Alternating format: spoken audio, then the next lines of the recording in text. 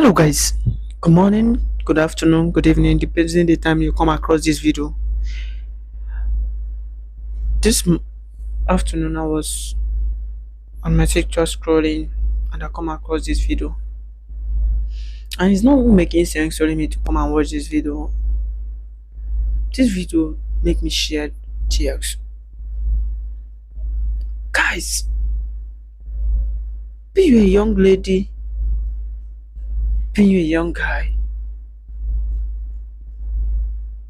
you are married, you are still single, you are in your husband's place, you have a wife, you're about to get married. Please, this video is for all of us. I take God beg you. I take God beg you.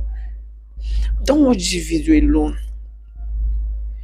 If you haven't shared my video, if you haven't come across my video and you comment, I want everybody to just show reaction on this video. Because after watching this video, I do know the way I feel. To be sincere with you, I don't have a long talk. Please, watch this video. As you watch it, help me to share. So tell me, what's one thing you've done in your life that if you could go back in time, you would stop yourself from doing it? Let's have it. If I could remove one thing from my life, it would not be my marriage. It would be the voices I allowed into my head. How? I met my husband when he had nothing, no money, no cars, just me and him, and peace of mind. We used to sit outside in the evening, laugh, gist. Back then, I used to say, as long as I have you, I'm okay. And I meant it. Or at least I thought I did. My husband used to do a lot of things for me. They might not be big, but they felt real. If I complain about headache, he'll massage my head with warm water till I sleep off. If the food at home is not enough, he will say he's not hungry just for me to eat. Sometimes he will wake up very early in the morning to go and fetch water before I wake up from sleep. Some days when I'm tired, he will help me to wash plates even when I said he should not. And every single night, no matter how stressful his day went, he always asks me, "Are you okay? Hope you are good." Those things used to mean everything to me back then because they feel real and natural. Well, things didn't actually change suddenly. Everything started changing when life got a little better for us. He got a better job and we moved into a small apartment in a quiet estate. I remember the first night we slept there. We didn't sleep early because of excitement. And nothing changed my husband. He was even better than before. And life continues. So after a year and a half, that was when we had our first child. My husband would carry the baby like it was the most fragile thing in the world. Sometimes I'll wake up in the night and I'll see him watching the baby. He was not a perfect man. He forgets dates sometimes. And in fact, my husband doesn't know how to surprise like all those Instagram husbands. But he was always present, and that was all that mattered. Then I met new friends in the estate, women who looked like they had everything together, always well dressed, talking about luxury life, and they called themselves as estate boss ladies. At first, it was just a conversation, then slowly it became something else. I would meet them for tea and they would ask about my marriage, and I would tell them it is fine, my husband is trying, and they would laugh. Just fine? One of them said. She said, "Do I have a car?" I said, "No." She said, "That means I still take the estate bus." And I said, "Yes." She said, "That's a disaster at its peak." She said, "I deserve more." And the other one said, "I have to push him." Because men don't know how to do what is expected until you push them. They told me how they push their husbands to get where they are today.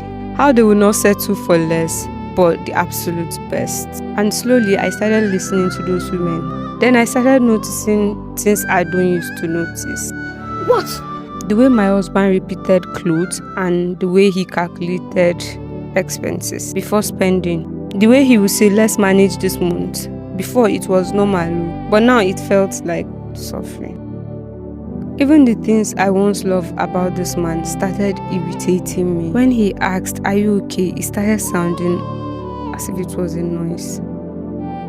When he could not afford something expensive, I would start comparing him with the estate men. I stopped seeing his effort. I started seeing his limitation. He was still being the man I once prayed for, but I wanted things different now. I remember the first time I disrespected him publicly. We were at a small gathering when someone made a joke about men who could not buy expensive things. And I laughed and said, some people here need to be ashamed of themselves. Then I looked at him. People understood and laughed, but he did not laugh. That night, he did not talk. He just asked me one question. Do you still respect me? But I didn't answer him, because in my mind, I feel justified. My friends told me about this reaction. They called it first stage. That is denial stage, but you have no choice later than to accept it. I remember what our first lady in the group said. She said he will appreciate it later when he sees it in a bigger picture. Because if you did not pressure him, he will never grow. And when he doesn't, you'll be the one to suffer. Then I started pressuring him, complaining and comparing, and he changed slowly. He stopped gisting with me. Well, I was not bothered because according to the estate boss lady, she said that was the first stage and the second stage. Until one day when everything broke. That day, I don't know how everything got bad. I could have controlled everything, but I didn't. It started like every other argument. I kept talking about money and how he's not doing enough. But this time around, he didn't keep quiet. He looked at me tired and said, when did you become like this? And I felt attacked. And I said, like what? He just shook his head and said, we used to be okay. What changed? I laughed, but it wasn't even funny. You call this life okay? Always watching others live better and you're here talking about okay.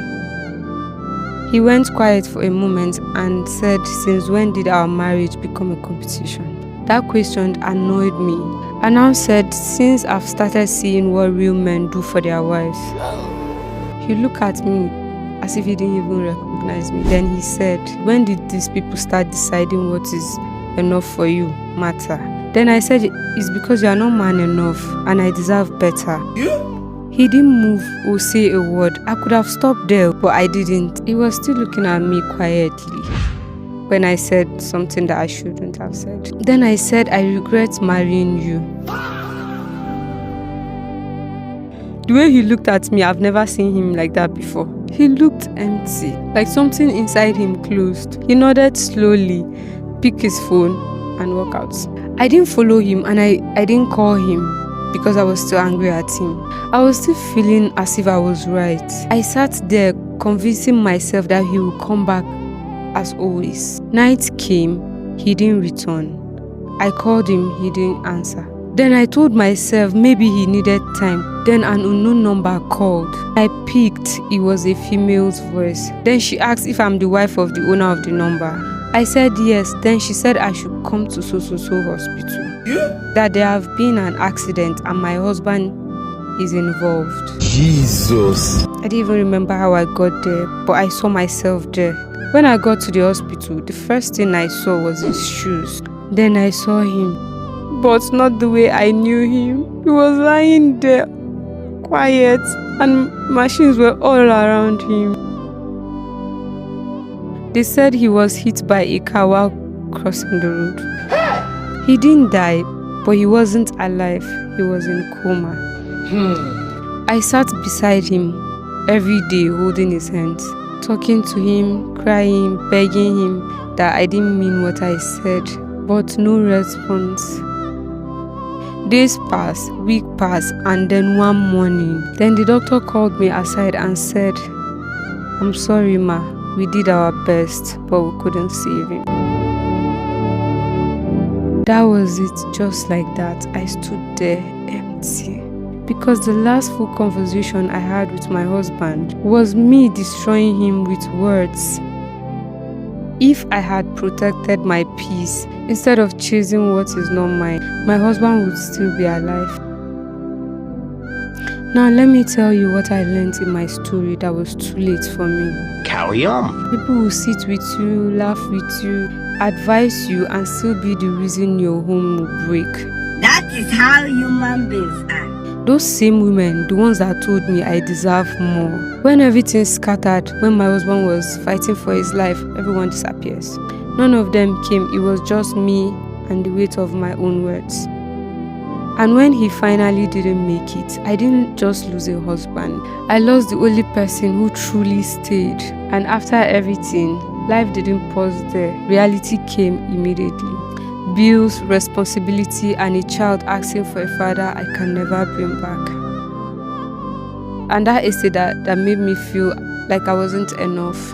I was evicted when I couldn't pay rent anymore. And the same people who made me destroy what I had, none of those Hello, guys. so-called boss morning, ladies could good do afternoon, anything good for evening, me. depending the None time of you them come across offered this video. support. That was when I understood something. Not This everyone that speaks into afternoon your life that was is speaking to build you. On my TikTok Some people are scrolling, speaking I from come across this emptiness. video. Some don't even know what they have. And it's So not they will making never sense recognize for what you you to come have. and watch this video. While some are projecting their This own video dissatisfaction. Cheers. Marriage is not a competition ground, and definitely Guys. not something you will compare. It is in Be the you a person young who lady? stays with you even when life is not perfect. Be you a young I had guy? that, then I traded it for a life that is not even real. You are married. Now I am here raising You are my still child single. alone, doing everything what we are You are supposed in to your do husband's together place. all by myself. You have a wife. And the hardest part is not You are just the about to get struggling, married. it is knowing that I had This peace, video is then I destroy it with my false. hands. If you have something real, God protect beg it. Don't you. allow outsiders to I beg define God it. beg Don't you, allow beg too you. many voices Don't to watch enter this something video that alone. is yours. Because the truth is, those If people you that are haven't pushing will not be there to shared carry my your video, if you pains haven't when it falls come apart. across my video I and you learned the comment, I hardest want way. everybody So I wish you to make learn from just my mistakes. show Filter reaction what on you this hear video. and guide what you heard. Because Because after once watching it this is video, I gone, do no not do I amount of feel. regret can bring it back. To be sincere with you, I don't have a long talk. Please watch this video. As you watch it, help me to share.